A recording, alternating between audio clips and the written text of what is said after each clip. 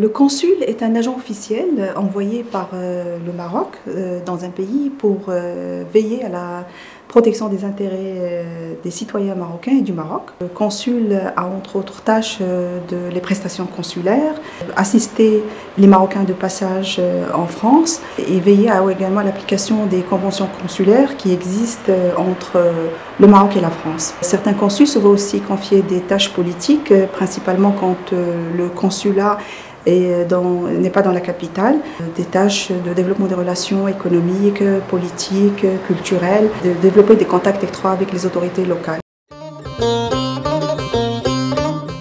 Le consulat du Maroc à Lille est l'un des plus anciens consulats en France. Il a été établi en 1956, c'est-à-dire juste après l'indépendance du Royaume du Maroc. Et pourquoi Lille? Parce qu'à Lille, il y a eu les premiers travailleurs marocains qui sont venus travailler dans la région du Nord et du Pas-de-Calais ils ont travaillé dans les mines en tant que mineurs. S'en est suivi d'autres travailleurs marocains qui ont travaillé dans les industries de textile dans la région. Et par la suite, des étudiants qui sont venus étudier et qui se sont pas établis par la suite en France. Actuellement, il y a plus de 150 000 Marocains inscrits au consulat du Maroc à Lille. Ce consulat a été confronté, en plus de la crise sanitaire, à une crise qu'il fallait gérer. C'était les Marocains bloqués en France. Ces Marocains étaient venus, que ce soit dans le cadre d'échanges, ils sont venus en visite touristique, ils sont venus se soigner, ou tout simplement une visite touristique de quelques jours. Ils se sont trouvés bloqués pendant des semaines, voire des mois. Donc le consulat a eu à gérer quelques 400 personnes bloquées juste dans la région des Hauts-de-France. Donc je disais que ces personnes-là, il fallait gérer leur situation. Et c'était des personnes qui avaient un besoin d'assistance de divers types.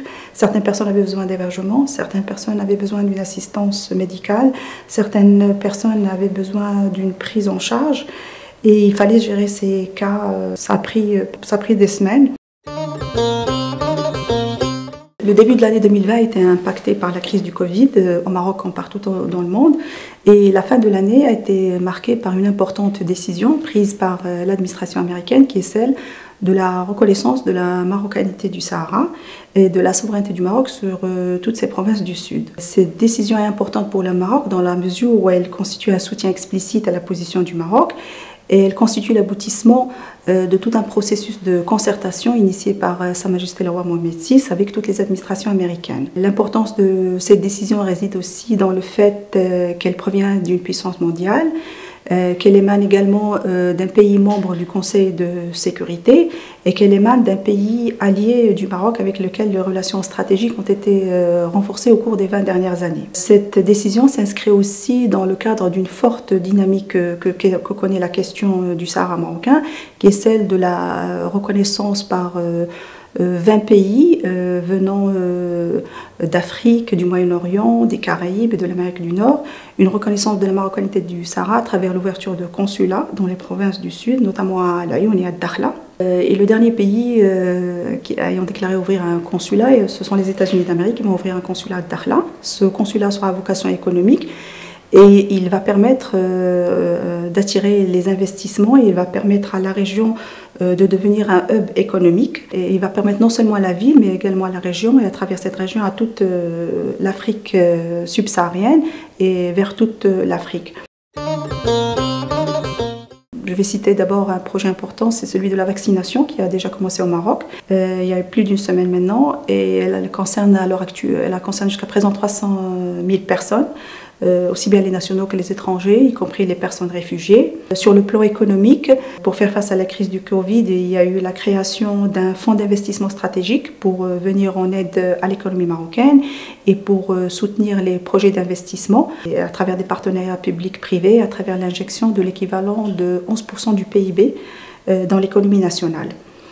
Sur le plan social, il y a un projet de couverture sociale qui va concerner tous les Marocains d'ici les 5 prochaines années. Au niveau régional et africain, il y a un projet gazoduc qui va relier le Maroc au Nigeria en passant par plusieurs pays africains et qui va permettre une meilleure intégration et assurer et répondre aux besoins du Maroc et de l'Europe en gaz naturel.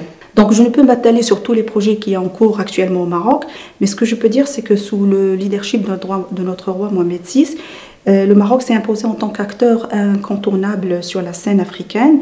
Et depuis le retour du Maroc en 2017 à l'Union africaine, le Maroc joue un rôle de plus en plus important au niveau régional et au niveau africain.